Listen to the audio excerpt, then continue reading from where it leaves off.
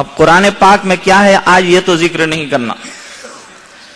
اللہ فرماتے ہیں پہلے لوگوں نے بھی روزہ رکھا, تم کو نئی بات نہیں ہے کہ ہم نے روزہ دیا. اب کوئی روزہ رکھنے کے بعد یہ سوچے کہ چلو کروڑوں انسانوں نے آج کھانا نہیں کھایا, پانی کے کئی گلاس جو اتارتے تھے پیٹ میں اس سے اپنے آپ کو روک دیا, تو آج تو اللہ میاں کے خزانے میں بہت کچھ بچ گیا ہوگا. ہم نے تو بڑا پروفٹ کا کام کر دیا اللہ تعالیٰ کے لیے, الیاذ باللہ. کوئی یہ سوچ رہا ہو تو اللہ تعالیٰ فرماتے ہیں ہمارے خزانے میں کچھ بھی کمی ہونے والی نہیں قیامت تک. آپ صلی اللہ علیہ وسلم نے ایک مرتبہ صحابہ سے سوال کیا کہ اچھا بتاؤ, جب سے دنیا بنی ہے آج تک اللہ تعالیٰ کا کتنا خرچ ہوا ہوگا؟ ایک چھوٹی سی فیملی چلانی ہوتی ہے تو آدمی کو کتنی پریشانی اور ٹینشن اور ڈپریشن اور جتنے شن ہو سکتے ہیں صبح سے شام تک انسان کو آتے ہیں.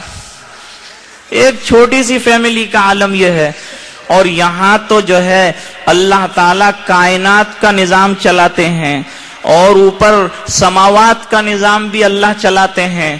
اب آسمان پر ستارے جو ہیں ان کو روشنیوں کا دینا, اور آفتاب جہاں تاب کے ذریعے سے دنیا کو گرمانا, اور چاند کو بھی نور اور لائٹ دینا, یہ تمام اللہ کا نظام ہے. سمندروں کو پانی پہنچانا اور ندیوں کو بہتا ہوا رکھنا, پتوں کو ہریالی دینا اور سبزہ زار کو شادابی دینا, اور پھولوں کو مہک دینا, اور کلیوں کو چٹخ دینا, اور بلبلوں کو چہک دینا, اور پرندوں کو اڑنے کی شکلیں اور پر کا عطا کرنا, اور یہ دانتوں والوں کو چبانے کے لیے ساز و سامان دینا. یہ حق تعالی شانہ کرتے ہیں اور کرتے رہیں گے, قیامت تک سلسلہ رہے گا. میرے محبوب صلی اللہ علیہ وسلم نے فرمایا قیامت تک خدا کے خزانے میں ایک دانے کے برابر فرق نہیں آئے گا. تو آدمی جب مانگے تو اسی سے مانگے. اس بنا پر اللہ کو بڑی غیرت آتی ہے کہ میرا بندہ ہو کر دوسرے کے دروازے پہ ہاتھ کیسے پھیلاتا ہے. ارے بیٹا اپنے ابا کو جانتا ہے کہ وہ مالدار ہے, ارے مالدار نہیں ہے تب بھی وہ جانتا ہے کہ میرا باپ غیور ہے, میں پڑوسی سے جا کے مانگوں گا تو اس کو برا معلوم ہوگا. تو کوئی بیٹا ایسا نہیں ہوگا کہ مانگے تو کسی غیر سے جا کے مانگے, وہ جانتا ہے کہ میرے باپ کی عزت کا مسئلہ ہے. فرماتے ہیں اللہ کہ میرا بندہ ہو کر دوسرے کے دروازے پہ, اور دروازہ بھی کس کا جو خود بھکاری ہے میرے دروازے کا, اس پہ در پہ جا کے مانگے, تو اس سے بڑھ کر بے وفا اور اس سے بڑھ کر بے غیرت کوئی نہیں. اس لیے قرآن نے اعلان کیا وَإِذَا سَأَلَكَ عِبَادِي عَنِّي فَإِنِّي قَرِيبٌ اجیب دعوت الداعی اذا دعان. خیر یہ بھی ایک اور موضوع ہے, مجھے صرف عرض یہ کرنا تھا کہ کما کتب علی الذین من قبلکم, تم سے پہلے امتوں پر اللہ مہربان ہوئے تھے اور انہیں روزہ عطا کیا تھا, تو کیا فائدہ ہوگا یہ روزے کا؟ لعلکم تتقون, تاکہ تمہاری زندگی میں تقوی پیدا ہو جائے. آسمان کی چھت کے نیچے اس سے بڑھ کر اگر کوئی انعام بندہ مومن کے لیے ہوتا تو حق تعالی شانہ روزے پر عطا فرماتے, لیکن فرماتے ہیں اس سے بڑھ کر کوئی اجر اور انعام نہیں. اس بنا پر اللہ نے فرمایا ہم تمہیں کیا دیں گے, تمہیں تقوی والی زندگی عطا کریں گے. کتنی بڑی بات ہے. اب تقوی ہے کیا؟ جہاں جہاں عبادتوں کی بات آتی ہے حق تعالی شانہ وہاں وہاں تقوی کا ذکر فرماتے ہیں. تقوی ہے اصل میں اپنے مزاج کو شرعی بنانا. حضرت گنگوہی رحمت اللہ علیہ, حضرت مولانا رشید احمد صاحب گنگوہی رحمت اللہ علیہ بڑے مشائخ اور بزرگوں میں سے ہیں, اور سید الطائفہ حضرت حاجی امداد اللہ صاحب مہاجر مکی رحمت اللہ علیہ کے خلیفہ بھی ہیں. تشریف لے گئے, خلافت حاصل ہونے کے بعد اپنی جگہ پہ حدیث شریف کا کام شروع کیا, فقہ کا کام شروع کیا. اللہ نے بڑا اونچا مقام دیا تھا. ایک عرصے تک خط نہیں آیا, شیخ کے پاس ایک عرصے تک خط نہیں پہنچا. تو مجلس میں ایک مرتبہ شیخ نے ذکر کیا کہ معلوم نہیں مولانا رشید احمد صاحب کا ایک عرصہ ہوا خط نہیں آیا، کیا حال ہے ان کا اس کا پتہ نہیں ہے۔ ابھی تو یہ بات پوری ہوئی تھی کہ ادھر سے ڈاکیا جو ہے وہ حضرت گنگوہی رحمت اللہ علیہ کا خط لے کے پہنچا اور حضرت حاجی صاحب رحمت اللہ علیہ کے ہاتھوں میں وہ خط رکھ دیا۔ اللہ والوں کی شانیں ہوتی ہیں۔ خط کھول کے پڑھا تو پڑھنے کے بعد الحمدللہ کہا شیخ نے۔ کیا لکھا تھا اندر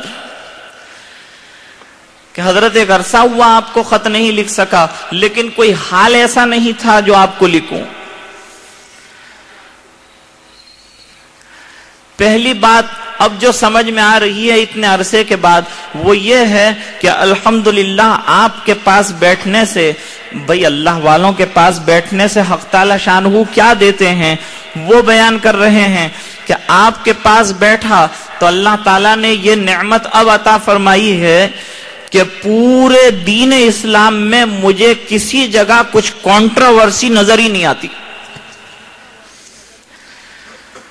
جب حدیث شریف پڑھتا ہوں تو سلجھی ہوئی اور پھیلی ہوئی صاف ستھری، اس پر کوئی مجھے آبجیکشن نہیں، کوئی ڈاؤٹ اس کے اندر پیدا نہیں ہوتا اور کوئی ہیزیٹیشن مجھے پیدا نہیں ہوتا، بات پوری سمجھ میں آتی ہے۔ قرآن پاک پڑھتا ہوں تو یا عالم، حدیث پڑھتا ہوں تو یا عالم۔ دوسری بات جو فتائی وہ بڑی زبردست ہے،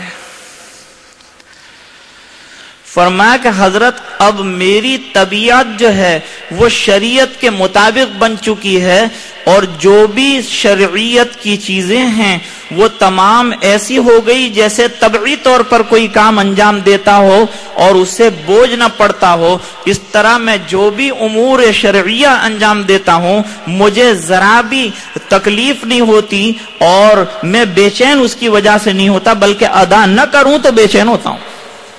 مشائخ نے لکھا اور بہت پتے کی بات لکھی کہ آج انسان بے چین تو ہو رہا ہے لیکن جس چیز کے لیے بے چین ہونا چاہیے اس کے لیے نہیں ہوتا۔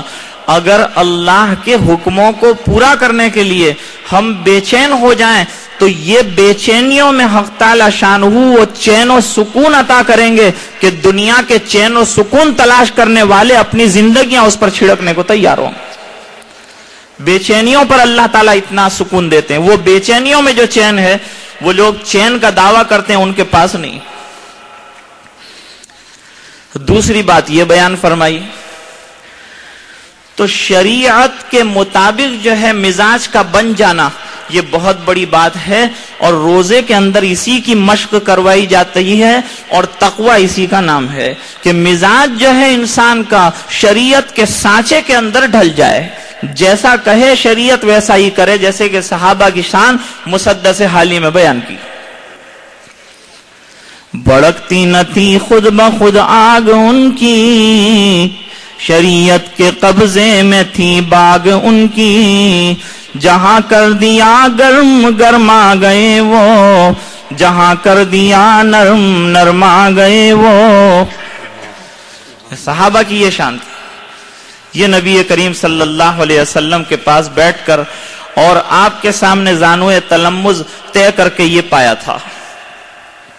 تیسری بات بیان کی کہ تیسری بات یہ ہے کہ حضرت میرے نزدیک مادح اور زام یعنی کوئی میری تعریف کرے تو میں وہ تعریف سے پھولتا نہیں ہوں اور اگر کوئی میری برائی کرے تو اس سے مجھے غصہ نہیں آتا۔ یہ تو بہت بڑی بات۔ بیچارے کوے کے منہ میں پوری تھی، لومڑی کو خیال ہوا کہ یہ پوری کسی طرح سے حاصل کرنا چاہیے۔ پوری تو جانتے ہیں نا بھائی، یہ تو اصطلاحی چیز ہے، اس کو سمجھانے کی ہمارے یہاں اتنی ضرورت نہیں پڑتی۔ ہم جا بھی پہنچے ہیں دنیا کے کونوں میں یہ مسلح اور پوری اور سموسہ لے کے ہی پہنچے ہیں۔